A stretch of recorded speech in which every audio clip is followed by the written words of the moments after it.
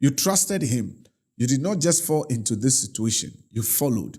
You prayed. You let go of what you wanted and you chose what you believed he was asking for. And this is where it ended up. And it doesn't make sense. And all I want you to know is that this is not an ordinary disappointment, because ordinary disappointment is about expectations not being met. But what you are carrying has a theological edge to it. What it is because you trusted a God you believed was leading you, and the outcome does not match what you believed you were being led towards.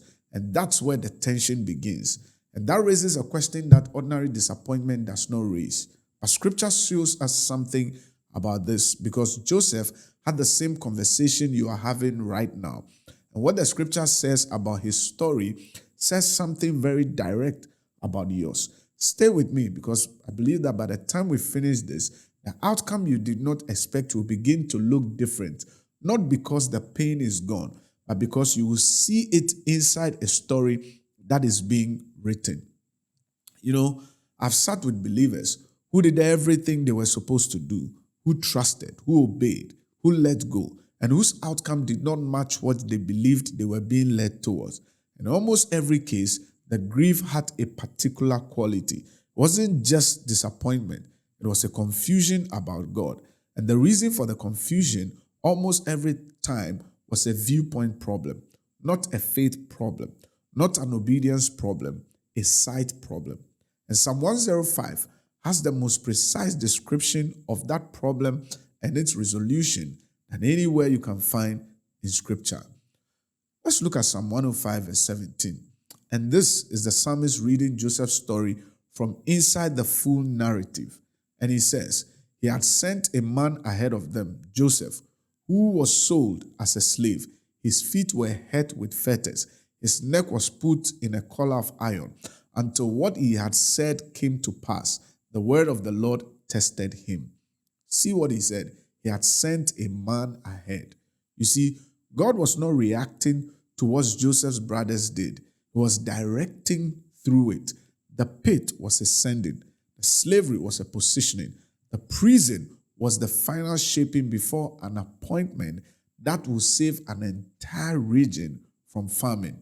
You see, Joseph could not see any of this from inside the prison. The psalmist is reading Joseph's story from outside of it with the full narrative in view. You and I are reading our own story from inside the current chapter. We do not yet have access to what this chapter is preparing for. We do not have the viewpoint that makes the story clear. And that's what makes this so hard. You don't know what this chapter is leading yet. And Genesis chapter 50 verse 20, the most important verse in the Joseph narrative, is spoken from the palace, not from the pit, not from prison, from the palace. Joseph says to his brothers, you meant evil against me, but God meant it for good. Not God fixed it later. No, God meant it from the beginning. The outcome that looked wrong from inside the difficulty was the outcome God was navigating toward the whole story all this while. But the Lazarus story and Joseph's story have one thing in common. They both eventually saw reason. Joseph saw it from the palace. What about the person who has not yet arrived at the palace, who is still inside the chapter that does not make sense? This is where 2 Corinthians chapter 4 speaks most directly. But let me sit with the honest question for a moment. Joseph eventually saw the palace. He eventually got the viewpoint from which the story made sense. What about the person who has not seen it yet, who is still in the chapter that does not resolve? That is exactly what Paul addresses in 2 Corinthians chapter 4. And what he says there, from inside his own difficult chapter, is the most durable thing in this whole video. Now let me pause here and ask you to leave a comment that I trusted and it led here. That is not a small thing to say, you know. And naming it rather than managing it privately is what opens it to the only one who can speak to it. And I want you to know that you are not alone. Now let's look at 2 Corinthians chapter 4, verse 17. Paul writes, "For this light momentary affliction is preparing for us an eternal weight of glory beyond all comparison, as we look not to the things that are seen, but to the things that are unseen." Paul calls his affliction light and momentary. And I want you to know that Paul had been beaten, imprisoned, he's been shipwrecked and stoned. He's not minimizing the suffering. He's measuring it against something that makes it look different. An eternal outcome, invisible from the inside the difficulty, that the difficulty is actually actively producing. You see, the outcome you trusted God for, the one that has not arrived or that has arrived wrong, is not the only outcome being produced. There is a second outcome, an unseen one, being prepared in the difficulty itself. And Paul's framework is that the second outcome makes the first one look light and momentary by comparison. And so what does this mean for you and I? It means the question to hold is not only why this outcome. The question also is, what is being produced in me through this outcome that I could not have received any other way? Because sometimes the unexpected outcome is God's means of forming something in you that only this outcome could produce. And so let me give us 3 responses for the believer whose trust led to an outcome they did not expect. Number 1, grieve the outcome you expected without abandoning the God you trusted. These are not contradictory.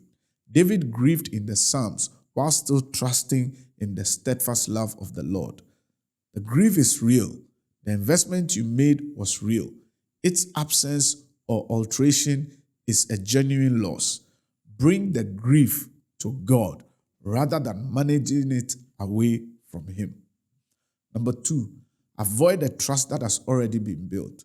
When an unexpected outcome comes, the temptation is to go back and re-examine every moment of the discernment to find the place where you got it wrong. But the trust was not necessarily misplaced. Joseph's trust was not misplaced in the pit. The pit was exactly where the navigation required him to be. Number 3, hold Romans 8:28 not as comfort, but as a present tense claim. All things work together for good, not will eventually work out, but are working together actively right now in this. The unexpected outcome is inside the working together. It is part of what God is using, even here, even in this chapter that does not yet make sense to you. And so let me close with the most important thing. The cross was the outcome no one trusted God for. The disciples had followed Jesus believing he was the one who redeemed Israel. The outcome, the arrest, the trial, the crucifixion, the sealed tomb was the most wrong-looking outcome imaginable for the most faithful following imaginable. And then the resurrection, not because Friday was a mistake, but because Friday was required. The precisely necessary passage to the Sunday that changed everything. The outcome that looked most wrong was the outcome God had designed from the beginning as the path to the thing that could not only come any other way. So I want you to know today that the God who navigated through the cross is the God navigating through your unexpected outcome. He has not abandoned the story. He has not lost the thread. And what this chapter requires of you is what He will bring you through towards something that can only be seen from the other side of it. You trusted God and it led here. But the story is not over. God meant it. He still does. The unseen outcome is being prepared by the seen difficulty you are going through right now. He who began a good work in you will surely complete it. And I pray for you today that you receive this, that the outcome you did not expect is inside a story that God is still writing. You do not have the palace viewpoint yet, but the God who sent Joseph ahead is the same God who is directing your steps. Take Genesis chapter 50 verse 20 with you this week. God meant it for good. Say it about the outcome you did not expect. Not because you can see the good yet, but because Joseph could not see it from the prison either. But still, that word is true. And it's still true in your life today. Now, the next thing many believers walk through after an unexpected outcome is a sense that God has gone silent, that He is not explaining what He is doing or why He's doing it. And if that silence is where you are, that video is right here for you to watch. Leave the comment, I trusted, and it led here. Subscribe, like this video, share with somebody. Catch you in the next episode. I am Pastor Mauli Chikata. God bless you. Bye-bye.